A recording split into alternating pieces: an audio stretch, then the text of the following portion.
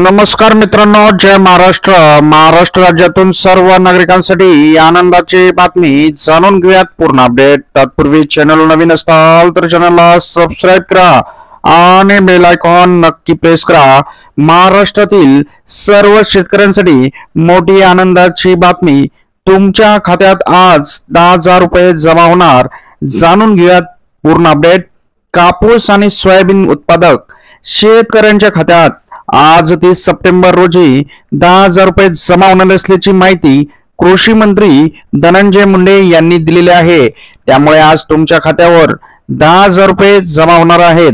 खरीप हंगाम 2023 मधील कापूस आणि सोयाबीन उत्पादक 65 लाख शेतकऱ्यांच्या खात्यात 2,500 करोड रुपये अर्थसहाय्य वितरित होणार आहे। यात प्रति हेक्टरी 5,000 मर्यादित असेल आणि जास्तीत जास्त तुम्हाला 10,000 रुपये अनुदान भेटणार आहे। त्यामुळे तुमच्या खात्यावर आज 10,000 रुपये जमा होणार आहेत। स्वतः कृषी मंत्री धनंजय मुंडे यांनी सांगितलेलं आहे। कापूस आणि सोयाबीन उत्पादक आणि त्यानुसार त्यांना अनुदान वितरित करण्यात आलेलं आहे।